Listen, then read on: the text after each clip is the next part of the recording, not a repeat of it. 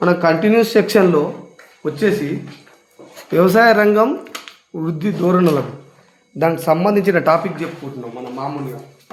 అంటే వ్యవసాయ రంగం ఏ సంవత్సరం ఎంత అనుబంధ రంగాలు జిఎస్విఏ గ్రాస్ అంటే సెక్టర్ వైజ్గా వాల్యూ అగ్రికల్చర్ రేటు వృద్ధి రేటు చెప్పుకుంటున్నాం మనం.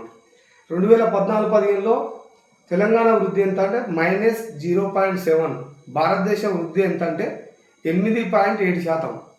2015-16లో కూడా -0.5, అప్పుడు భారతదేశ వృద్ధి రేటు ఎంత 6.4%. అంటే 14తో 15తో పోల్చుకుంటే 15-16 తగ్గింది అన్నట్టు. ఎంత భారతదేశం 8.7% నుంచి 6.4% దిగువకు వచ్చింది. 2016-17లో వస్తే మనం ఎటున మనకు అప్పుడే తెలంగాణ రావడం, నీటి వసతులు ఏర్పరచుకోవడం, దానివల్ల ఏమైంది 17.5% తెలంగాణ వృద్ధి రేటు ఉంటే భారతదేశ వృద్ధి రేటు ఎంత 13.1%. అంటే దీనితో పోలిస్తే అది తక్కువ ఉంది. కాకపోతే మిగతా భారతదేశ వృద్ధి రేటులతో పోలిస్తే ఎక్కువగా ఉంది. ఇది గమనించాలి మీరు. 8.7% నుంచి 6.4% పడిపోయింది 15-16 ఆల్ ఇండియాలో. 13.1% వచ్చింది భారతదేశ వృద్ధి రేటు.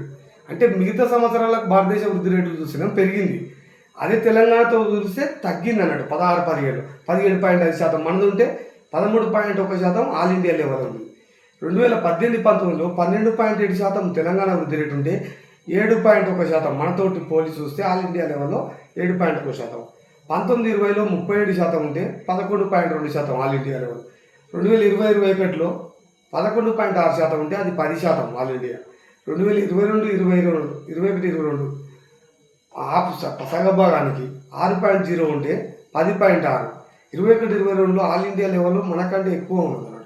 10.6% ఉంటే మనం తెలంగాణలో వచ్చేసి 6.0% ఉంది.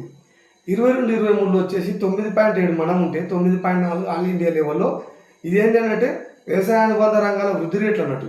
23-24లో ఏఈ అంటే 6 నెలలకు తీసుకుంటాం 4.0 మనం ఉంటే 4.6 మనకంటే ఎక్కువగా ఉండడం జరిగింది. అయితే ఇదే మన వ్యవసాయ అనుబంధ రంగాల వృద్ధి రేట్లో 2014-15లో -0.7గా ఉండేది. 16-17కి వచ్చే వరకు 17.5%కి వచ్చినాం. 18-19కి 12.7% తగ్గింది. 19-20లో 37% పెరిగింది. మనం ఈ వృద్ధి రేట్లు చూసుకోవాలి.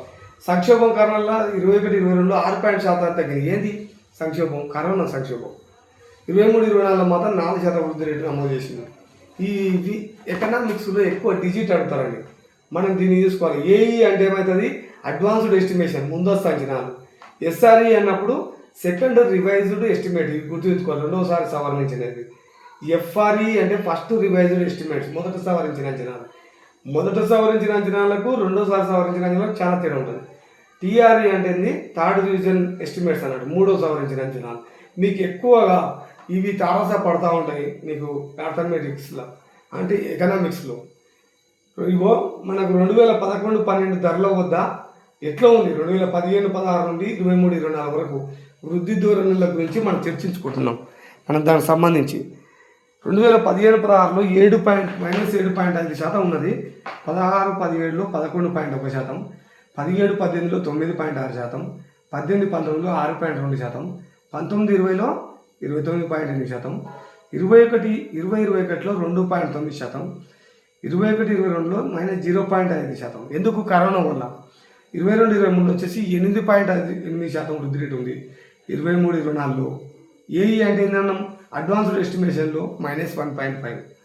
ఇప్పుడు 20-21లో టీఆర్ఈ థర్డ్ ఎస్టిమేట్స్ ఏమో 2.9. 21-22లో ఎస్ఆర్ఈ సెకండ్ రివైజ్డ్ ఎస్టిమేట్లో -0.5. 22-23లో ఎఫ్ఆర్ఈ అంటే ఫస్ట్ రివైజ్డ్ ఎస్టిమేట్స్ అంటే 8.8% ఉంది. మీరు ఇది గుర్తుపెట్టుకోవాలి. డిజిట్స్ మీకు చాలా ఉపయోగపడతాయి. మనం ఇదే పంటల వ్యవసాయ అనుబంధ రంగాలు వచ్చేసి ఎట్లుంది? అనుబంధ రంగాల వాటా ఏంటిదంటే పశు సంపద వచ్చేసి 46.8%, పంటలు వచ్చేసి 47.5%, అటవీ ఉత్పత్తులు వచ్చేసి 2.2%, మత్స్య సంపద వచ్చేసి 43.5%. ఇందులో ఏది ఎక్కువ ఉంది? పంటలు వచ్చేసి 47.5%, సెకండ్ పశు సంపద ఉంటుంది 46.8%, అటవీ ఉత్పత్తులు వచ్చేసి 2.2%, మత్స్య సంపద వచ్చేసి 3.8%. దీనికి ఓన్లీ ఇది వ్యవసాయ అనుబంధ రంగాల 15.8% ఉన్నాయి. ఇవన్నీ పారిశ్రామిక రంగం వచ్చేసి 18.5%, సేవా రంగం వచ్చేసి 65.7%. ఇది ఏది ఎక్కువ ఉందని అడిగినప్పుడు సేవా రంగం ఫస్ట్ వస్తుంది, పారిశ్రామిక రంగం సెకండ్ వస్తుంది, మూడవ స్థానంలో వ్యవసాయ అనుబంధ రంగం వస్తుంది. Thank you friends, thank you.